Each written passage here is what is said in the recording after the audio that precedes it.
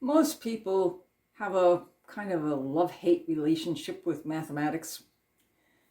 They know they need it, they can't live without it, but they also don't really fully understand it. And when you were a little kid in first, second, third grade, you would learn to play with blocks, and you've learned to put one block and then you put another block, and you said 1 + 1 is 2, and then you put 2 blocks and 2 blocks, and you said 2 + 2 is 4. And then you learn to take 1 block away and you say, now I have 4 blocks, now I have 3 blocks, take a block away, I have 2 blocks. And you eventually learn to add and subtract. And then when you get in the fourth, fifth grade, you become more advanced. Your brain becomes more capable of doing more things. So then you learn to multiply and divide. And this becomes a little more challenging task, because in order to multiply and divide, you have to expand your conception. And by multiplying, you take a few things and put them together and they become bigger. And by division, you take those big things and you break them down into smaller things. And that takes a little bit more intellectuality than it would if you just did add and subtract. But it makes adding a little simpler and subtraction a little simpler for larger things. Now, do you know that you can actually perform multiplication by division? That seems a contradiction and a paradox, but it exists.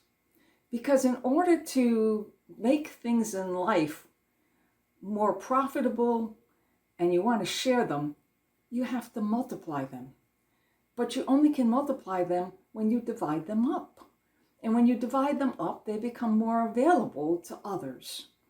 So when you divide your goodness and your kindness with other people, then you multiply the goodness and the kindness, because those people that you influence will then go out and they in turn will do the same thing.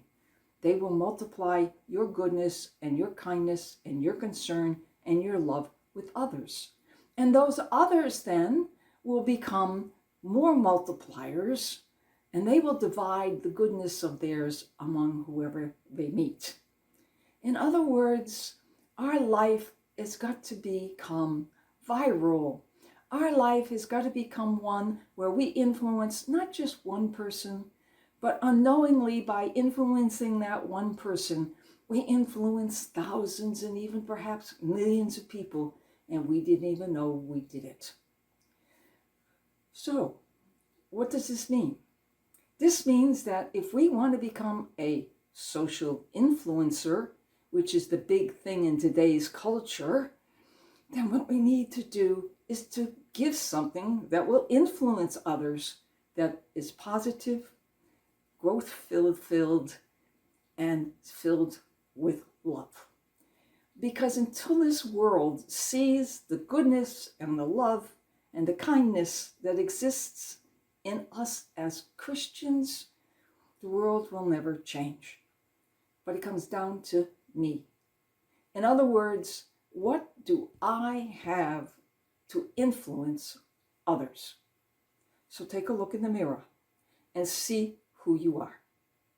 When you look in the mirror, what do you see? And is that what others see? Do you see a person who's a grumpy person, a person who's critical, a person who's a gossip, a person who's on edge all the time, a person who's anxious or neurotic? Or do you see a person who's at peace, a person who's kind, a person who's loving, a person who's honest, a person who's caring and willing to give that care to others? Yes, when you look in the mirror of your life. And if you see things that don't necessarily you want to share, then you have to work on it by being a farmer and weed out the weeds, those things in your life that you don't want in your life, that are tearing you down and making you less the kind of person you want to be. So when you want to become someone who's going to influence others, look at the positive in your life and know that it wasn't there just for you. It's there for you to multiply and give to others. And you do that by dividing that up into love and love and love and goodness and kindness to others. So, become a social influencer for the good, for the beautiful, for the truthful. Become a social influencer to become the Christ-like person that he wants you to be, so that his message of love and truth and beauty and goodness can be given to the world, because he knows that this world needs it.